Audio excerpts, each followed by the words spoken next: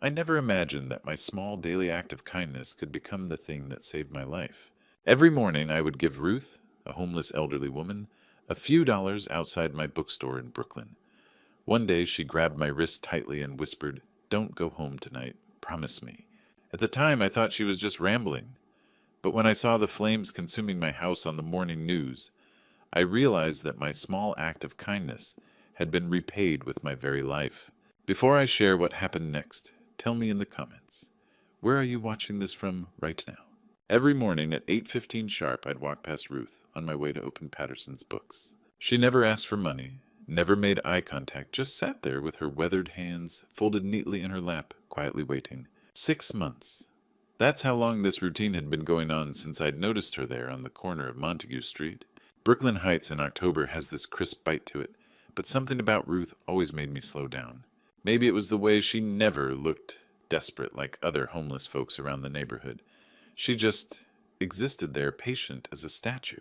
The divorce had left me with the bookstore and a little house a few blocks away on Carroll Street.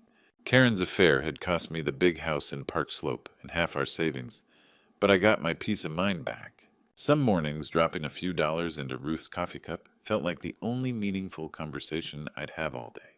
The first time I'd given her money, she'd simply nodded and said, "Thank you, sir." No sob story, no explanation, just quiet dignity wrapped in a faded blue coat that had seen better decades. This particular Tuesday morning felt different, though I couldn't put my finger on why. The autumn air carried the usual mix of coffee from the bodega next door and the faint smell of the East River, but there was something else, a tension I couldn't quite name. "Morning, Ruth," I said, leaning down to drop a 10 into her cup. The bookstore had done well yesterday, sold 3 first editions to a collector from Manhattan, so I was feeling generous. That's when she did something she'd never done before. Her fingers surprisingly strong, for someone her age, wrapped around my wrist like a vice. "Don't go home tonight." Her voice was barely above a whisper, but there was an urgency in it that made my blood run cold. "Promise me." I tried to pull back, but her grip tightened. "Ruth, what are you talking about?" Her pale blue eyes, usually focused somewhere in the middle distance, locked onto mine with startling intensity. "Promise me you won't go home tonight. Stay somewhere else. Anywhere else." "I don't understand." "Promise me." The desperation in her voice was unlike anything I'd heard from her before. This was the same woman who'd sat through thunderstorms without flinching, who'd never once complained about the cold. "Okay," I heard myself saying. "Okay, I promise." She released my wrist immediately, her hands returning to their usual folded position as if nothing had happened. But her eyes remained fixed on mine for another heartbeat before she looked away. "Thank you," she said quietly. I stood there for a moment, rubbing my wrist where her fingers had pressed. The morning commuters flowed around us, office workers clutching coffee cups, students with backpacks, the usual Tuesday rhythm of Brooklyn Heights coming to life. But everything felt off-kilter now. Ruth had returned to her statue-like stillness, but I could see the tension in her shoulders, the way she kept glancing up and down the street, as if watching for something. "Ruth, what's going on?" "Go to work, Patrick." She'd never used my name before. I'd told it to her months ago, but she'd never repeated it back. "Just go to work." I backed away slowly, my keys jingling as I tried to process what had just happened. The familiar weight of routine, unlock the door, flip on the lights, start the coffee maker felt foreign now, like I was going through the motions of someone else's life. Something in her eyes told me this wasn't the rambling of a confused old woman. This was a warning. All day long, I couldn't shake what Ruth had said. Her words followed me around the bookstore like a persistent shadow, making it impossible to focus on anything else. "Excuse me, you gave me $3 back instead of 13. The woman in the navy coat held up the crumpled bills, her eyebrows raised in annoyance. "That's the second time today. Sorry, I'm so sorry." I mumbled, fumbling through the cash register to find the right change. My hands were shaking slightly. When had that started? "Here you go." She snatched the money and left without another word, the bell above the door chiming her disapproval. I stared at the register, trying to remember what I'd been doing before she came in. The numbers on the screen blurred together like they were written in a foreign language. "Don't go home tonight." Why would Ruth say that? In 6 months of our strange little friendship, she'd never given me advice about anything. Hell, she'd barely spoken more than a few words at a time. But this morning she'd grabbed my wrist with the desperation of someone trying to pull me back from the edge of a cliff. The afternoon dragged on like molasses. Every customer who walked through the door seemed to move in slow motion, their voices echoing strangely in my ears. Mrs. Henderson from down the block wanted to know if I had any new mystery novels. The college kid looking for a textbook on American literature kept asking questions I couldn't quite process. Even simple transactions felt like I was trying to solve complex mathematical equations. By 5:30, I'd given up pretending to work. I flipped the sign to closed and locked the door, then stood there in the growing darkness of my bookstore, surrounded by thousands of stories, but unable to make sense of my own. Promise me you won't go home tonight. The rational part of my brain, the part that had run a successful business for 15 years, told me this was ridiculous. Ruth was a homeless woman who probably had untreated mental health issues. Maybe she'd confused me with someone else. Maybe she was having some kind of episode. But there was another part of me, something deeper than logic, that remembered the look in her eyes. The way her fingers had pressed into my wrist like she was trying to transfer her fear directly into my bloodstream. The way she'd used my name for the first time, like it was a magic word that might save my life. I pulled out my phone and scrolled to Mrs. Brown's number. Sharon Brown had lived next door to my little house on Carroll Street for the past 3 years, ever since Karen and I had bought the place. She was the kind of neighbor who noticed everything when your lights were on, when your car was in the driveway, when your newspaper piled up on the front steps. "Hi, Sharon, it's Patrick," I said when she answered. "Listen, I'm going to be out of town for a couple days. Business trip. Could you keep an eye on the house?" "Of course, honey. Everything okay? You sound a little stressed." "Just work stuff. Thanks, I really appreciate it." I hung up before she could ask more questions. Then I walked to the back room and pulled out the old sleeping bag I kept for emergencies. The couch in my office wasn't exactly comfortable, but it would do for one night. As I settled in for what I hoped would be a peaceful evening, I tried to convince myself I was being paranoid. But somewhere deep in my gut, something told me Ruth wasn't just rambling. That night, lying on the old sofa in my bookstore, I had no idea how right she was. At 2:47 in the morning, my phone shattered the silence of the bookstore. I jerked awake on the couch, my neck stiff from sleeping at an awkward angle.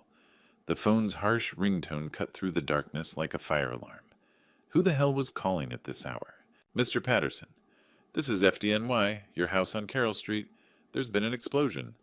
The words hit me like a physical blow. "What?" I sat up so fast my head spun. "What did you say?" "A gas explosion, sir. We need you to come to the scene immediately." "Are you injured?" "We were told you might have been inside." My hands were shaking so badly I could barely hold the phone. "No, I'm not there. I'm at my bookstore." "Thank God. We'll need to speak with you when you arrive." The next 20 minutes passed in a blur. I threw on yesterday's clothes, called a cab, and sat in the back seat, watching Brooklyn's empty streets flash by like scenes from someone else's nightmare. The driver kept glancing at me in the rearview mirror, probably wondering why his passenger looked like he'd seen a ghost. When we turned onto Carroll Street, I saw the flashing lights first. Red and blue strobing against the brownstones, turning the familiar neighborhood into something alien and terrifying. Then I saw what was left of my house. Nothing. Just a pile of smoking rubble where my little 2-story home had stood for over a century. "Jesus Christ," the cab driver whispered. I paid him with trembling hands and stumbled toward the chaos. Firefighters moved through the scene like worker ants, their hoses trained on the last stubborn flames. Neighbors stood in clusters on the sidewalk, some still in their bathrobes, all staring at the destruction with the same shocked expression I probably wore. "Mr. Patterson." A tall man in a fire chief's helmet approached me. His face was streaked with soot, his eyes grim. "I'm Captain Rick Cooper. I'm sorry about your home." "What happened?" My voice came out as a croak. "Gas leak. Massive explosion around 2 a.m. The whole structure came down in minutes." He studied my face carefully. "You're lucky you weren't inside. We found no signs of anyone in the debris, but we had to be sure." "Patrick." Mrs. Sharon Brown appeared at my elbow, her gray hair wild, her face pale with shock. "When I heard the explosion, I was terrified you'd come home early from your business trip. I kept telling the firefighters you said you'd be away, but I wasn't completely sure." Her voice trailed off as she looked at the ruins. "I heard it from 3 houses down. It shook my whole building. I stared at the smoking ruins, trying to process what I was seeing. My bedroom had been on the 2nd floor, right above where the kitchen used to be. My bed, my clothes, the photo albums Karen hadn't wanted in the divorce, all of it gone. The gas line," I managed to say. "How does something like that just happen? Captain Cooper's expression darkened. That's what we're trying to figure out. The explosion was centered near your basement. We'll know more after the investigation, but... He paused, choosing his words carefully. Let's just say we're treating this as more than an accident. Mrs. Brown clutched my arm. What does that mean? If I had been in my bedroom when that explosion happened, I would be dead right now. The thought hit me like ice water in my veins. Ruth had known. Somehow that homeless woman sitting on a street corner had known my house was going to explode. But gas leaks don't just happen. As dawn broke over the smoking ruins of my home, I knew I had to find Ruth. The firefighters were still working hosing down the last stubborn embers, but there was nothing left to save. Captain Cooper had told me to go home and get some rest, but where was home now? My bookstore felt like a different life, and the thought of sitting alone with my racing thoughts made my skin crawl. Ruth, she had answers I needed. I walked the familiar route to Montague Street, my clothes still reeking of smoke, my hands still shaking from what I'd witnessed. The morning commuters were starting to emerge, early risers heading to the subway joggers with their coffee cups, the rhythm of Brooklyn Heights waking up to another Tuesday. None of them knew that someone had just tried to murder me. She was waiting for me at her usual corner as if she knew I'd come looking for answers. Ruth, I stopped in front of her, suddenly not sure what to say. How do you thank someone for saving your life? She looked up at me with those pale blue eyes, and I could see she hadn't slept either. There were new lines around her eyes, a tension in her shoulders that hadn't been there yesterday morning. You listened, she said quietly. Thank God you listened. How did you know? The words tumbled out of me. How could you possibly have known my house was going to explode? Ruth reached into the worn canvas bag beside her and pulled out an old flip phone, the kind they stopped making 10 years ago. Her fingers, steadier than mine, despite her age, navigated to the photo gallery. I saw everything last night, she said, holding the phone out to me. The image quality was poor, grainy, taken in low light, but I could make out the shape of my house, the basement entrance on the side. And there, crouched near the gas meter, with some kind of equipment in his hands, was a figure I recognized. My blood turned to ice. That's... I couldn't finish the sentence. Your son, Ruth said gently. He came around 11 p.m. Had tools, some kind of device. Worked down there for maybe 20 minutes. I stared at the phone screen, willing the image to change, to become someone else, anyone else. But there was no mistaking that profile, those shoulders, the way he held his head when he was concentrating. Andrew. Wait. 2 weeks ago. The memory hit me like a physical blow. 2 weeks ago, Andrew had come to the bookstore. I'd been surprised to see him. We hadn't spoken much since the divorce, since Karen had poisoned him against me with her version of events. He'd looked terrible, thin and jittery, his eyes bloodshot in a way that had nothing to do with lack of sleep.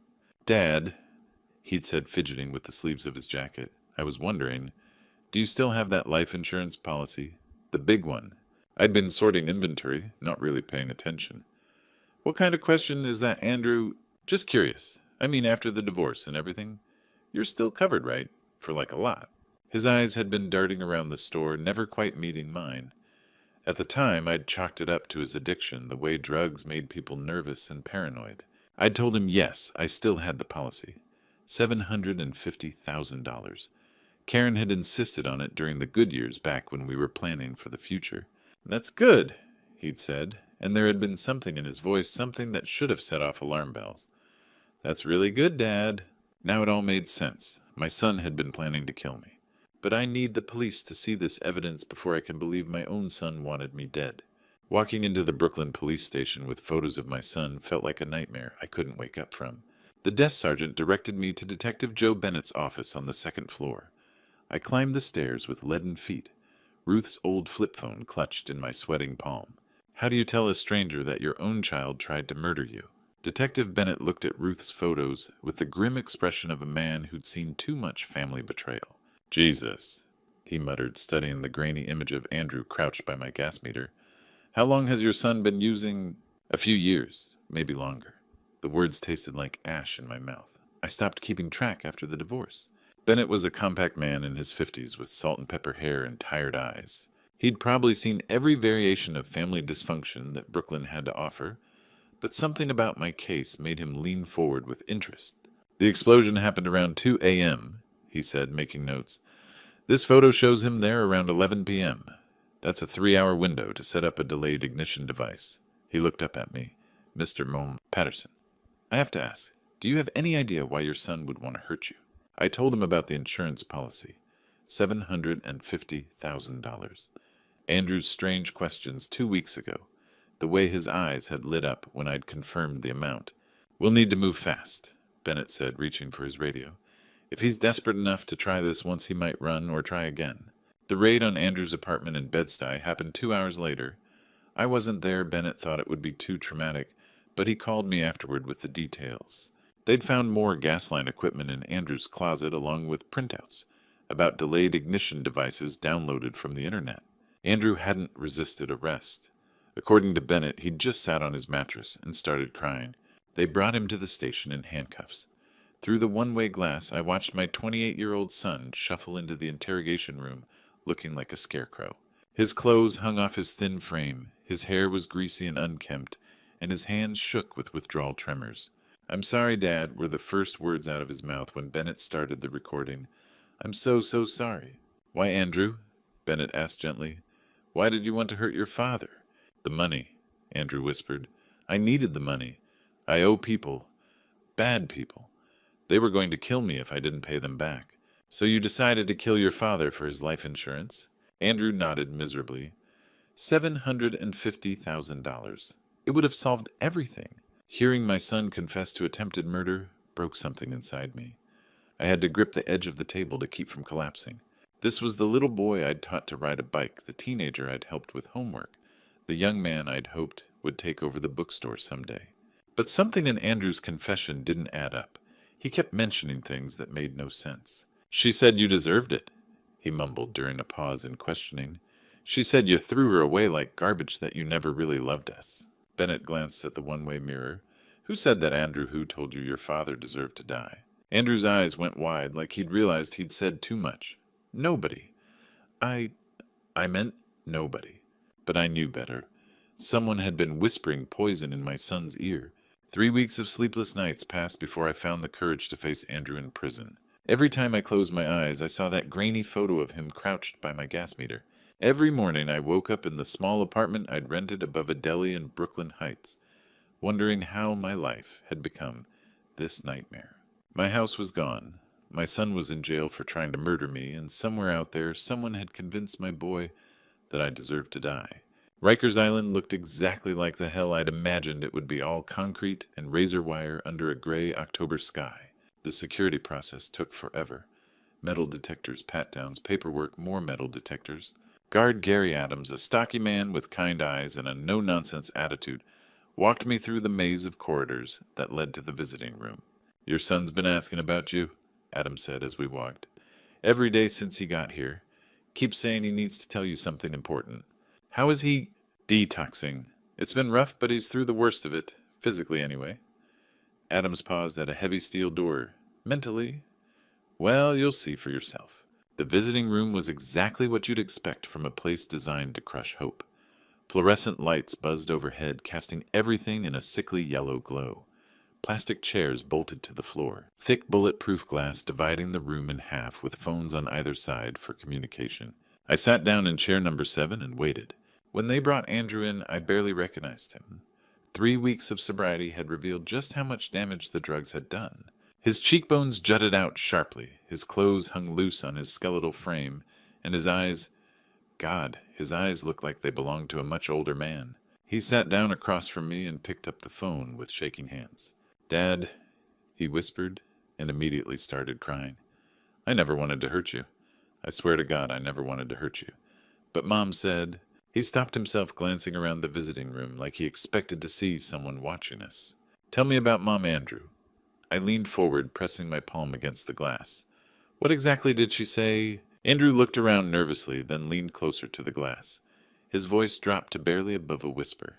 "Dad, she might be listening." That's when Andrew finally broke down and told me everything Karen had done. "She visits me every week," Andrew whispered, tears streaming down his face. "She made me believe you were the enemy." I pressed closer to the glass, my heart hammering against my ribs. After 3 weeks of wondering why my son had wanted me dead, I was finally going to get answers. "What did she tell you, Andrew? That you threw her out for money? That you never loved us?"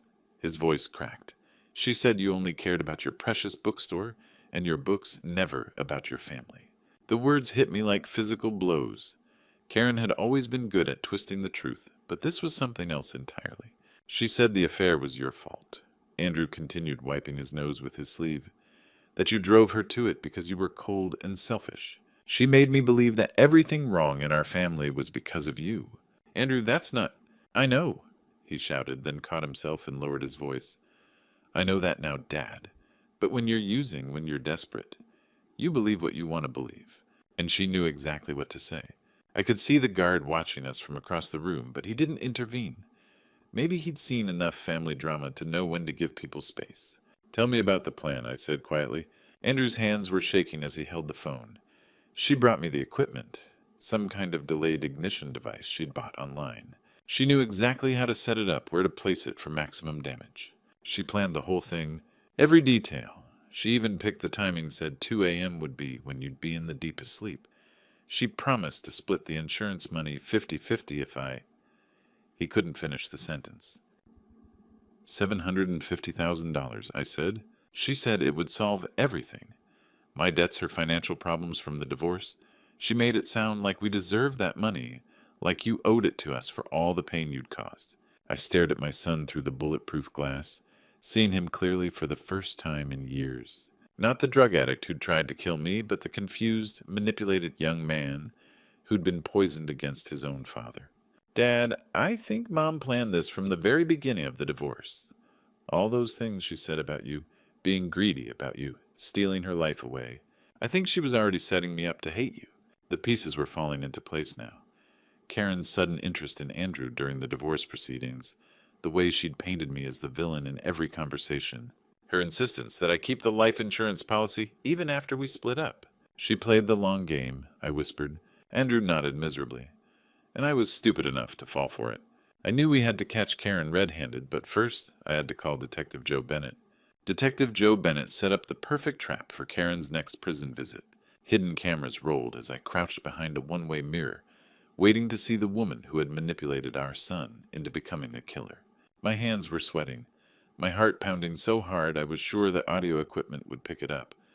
After everything Andrew had told me, I thought I was prepared for this moment. I wasn't. Bennett had positioned himself just outside the visiting room with 2 other officers, ready to move in as soon as we had what we needed. Andrew sat at the same plastic table where he'd confessed everything to me 3 days ago, looking nervous, but determined to see this through. At exactly 2 p.m., Karen walked in. I hadn't seen my ex-wife since the divorce was finalized, and she looked different. Thinner, harder somehow. Her blonde hair was pulled back in a severe ponytail, and she wore the kind of expensive clothes that screamed, "I'm doing just fine without you." But there was something in her eyes, a coldness I'd never noticed during our marriage.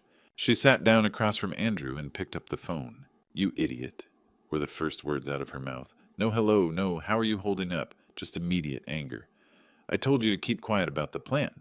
Andrew played his part perfectly, looking confused and hurt. "Mom, I don't understand. They had evidence. They had photos. I don't care what they had." Karen's voice rose, and I could see the guard glancing over with interest. "You were supposed to keep your mouth shut no matter what. That was the deal." "But Mom, they knew." "Your father deserved to die for what he did to me in that divorce." The venom in her voice made my blood run cold. "He took everything from me, the house, the money, my reputation. He destroyed my life." Andrew leaned back, genuinely shocked by her intensity. "Mom, you said it was about the insurance money. It was about justice." Karen slammed her palm against the glass. "I spent months manipulating you, feeding you exactly what you needed to hear, and you ruined everything. I watched through the one-way mirror as my ex-wife revealed herself to be someone I'd never really known. This wasn't the woman I'd been married to for 15 years. This was a stranger wearing her face. The plan was perfect." She continued, her voice dropping to a harsh whisper. "Gas leak, accidental explosion, grieving son inherits daddy's life insurance. We split the money and disappear. Simple. But the homeless woman, how was I supposed to know some crazy bag lady was watching the house?" Karen's composure was completely gone now. "You should have checked for witnesses. The plan was perfect until you got weak and confessed." Karen screamed. That's when Detective Joe Bennett burst through the door. "Karen Johnson, you're under arrest for conspiracy to commit murder." 6 months after Karen's arrest, I stood in my new bookstore watching Ruth arrange books on the shelf. Some stories have endings you never see coming. Mine turned a homeless woman into family and gave a broken father a second chance. The new Patterson's books was smaller than the original, tucked into a cozy storefront in Park Slope. Insurance money from the house fire had covered most of the startup costs, and I'd used some of my savings to make it exactly what I'd always dreamed of: warm welcoming, with comfortable reading chairs and the smell of fresh coffee always brewing in the back. Ruth moved slowly but deliberately, organizing the mystery section with the same patience she'd shown sitting on that street corner.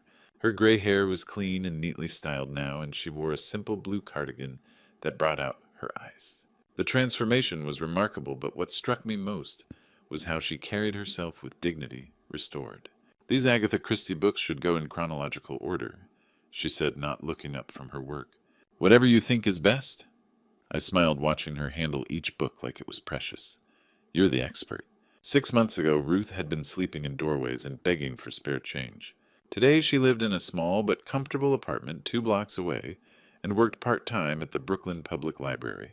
The transition hadn't been easy. Decades of homelessness don't disappear overnight, but she was rebuilding her life one day at a time.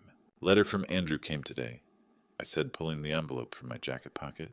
Ruth's face lit up. She'd never met my son, but she followed his progress like a grandmother tracking a grandchild's report cards.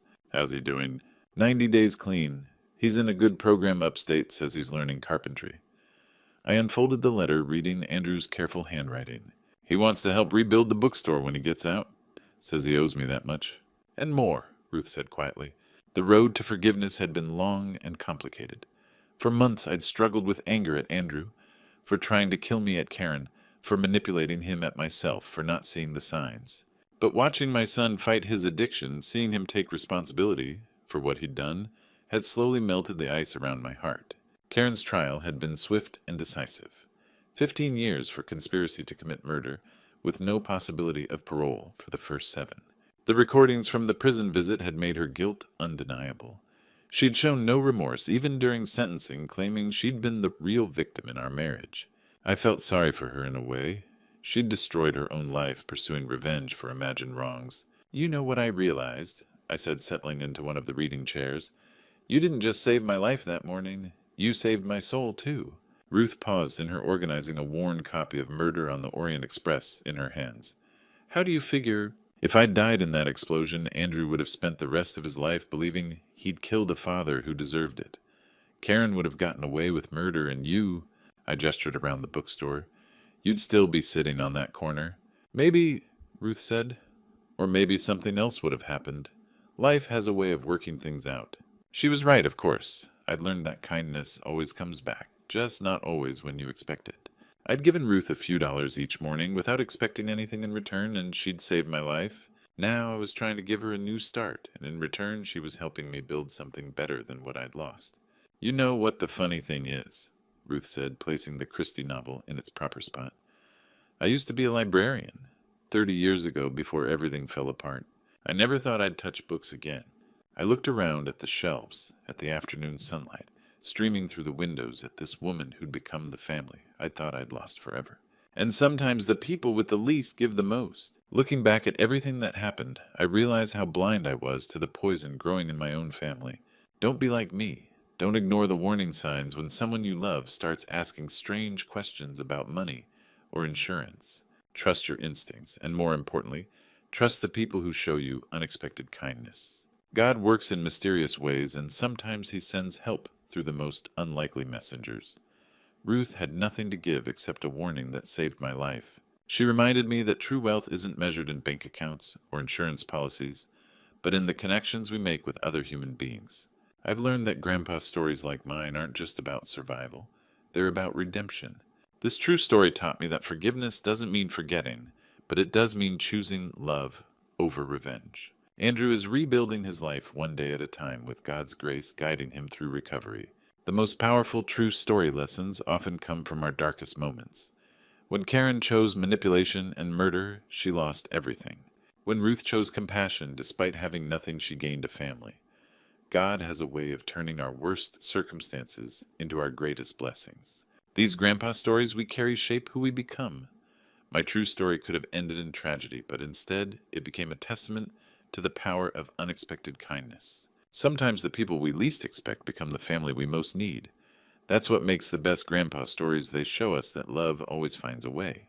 If this story touched your heart, please share it with someone who needs to hear about hope and second chances. Leave a comment below about a time when a stranger's kindness changed your life. And don't forget to subscribe to hear more stories that remind us why love always wins in the end.